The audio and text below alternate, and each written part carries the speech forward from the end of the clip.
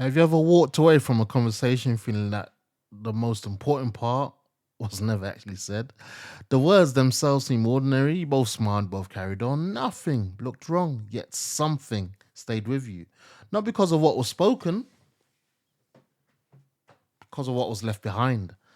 And I think most of us know that feeling. Conversations are interesting because we don't only listen to words, we listen to the tone, the pauses, the expressions, and how quickly someone replies. Whether they look towards us or away from us, sometimes a sentence lasts only a few seconds, yet we spend hours thinking about everything that surrounded it. It's almost as though the words are only one part of the conversation.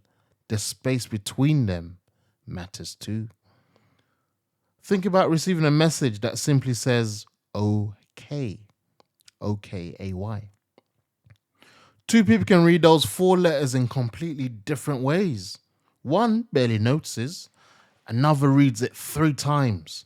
Are they annoyed? Did I do something wrong? That doesn't sound like them.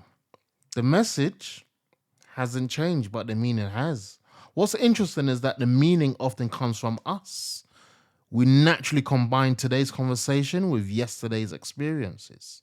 Past relationships, old disappointments, previous misunderstandings. Before long, we're not only listening to the other person, we're listening through everything we've lived before. I don't think that's a flaw. I think it's part of being human. Our minds are constantly trying to make sense of incomplete information. Most of the time, that's incredibly helpful. It allows us to anticipate danger, read situations, understand people. The difficulty comes, the difficulty comes when uncertainty quietly turns into certainty. When we stop wondering and start assuming. I was reminded of this not too long ago. I found myself waiting for a reply from someone whose opinion genuinely mattered to me. An hour passed, then another. And by the end of the day, I'd already written several versions of the conversation in my own head. None of them had actually happened. And when the reply finally came, the delay had nothing to do with me.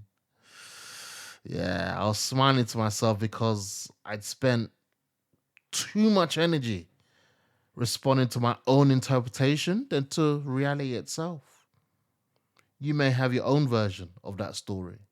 It might not involve a text message. It could be waiting to hear back after an interview, waiting for medical results, wondering whether someone will call, or leaving a conversation feeling unsure about how it ended. The situations are different. The feeling underneath them is often surprisingly similar. One thing I slowly changed my mind about is this. I used to think understanding another person meant paying close attention to what they said. Now I think understanding often begins by becoming curious about what we don't know yet. That's a different way of listening. Curiosity leaves room, assumptions fill room. One creates conversation, the other quietly replaces it. There's a sentence that stayed with me recently. The stories we create are often louder than the words we actually hear. I wonder how many disagreements begin there.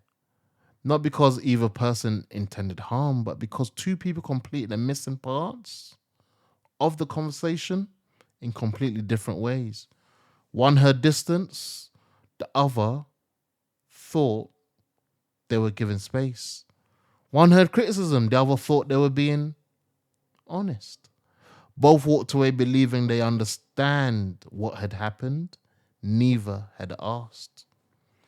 Makes me think about counseling. Not because counseling has all the answers. No. But because one of the simplest things it offers is time. Time to finish a sentence, time to correct yourself, time to realize that what you first thought you meant isn't quite what you meant after all. That doesn't only happen in a therapy room. It can happen with a friend, a parent, a partner, or a colleague. Anyone willing to stay with a conversation long enough for the second layer to appear Sometimes the first answer we give is the one we've rehearsed. The second is the one we've been trying to find. So the next time a conversation stays with you longer than you expected, don't rush to decide what it meant. Stay curious a little longer. The words matter, but every now and then. It's the space between them that tells us we're not finished listening yet.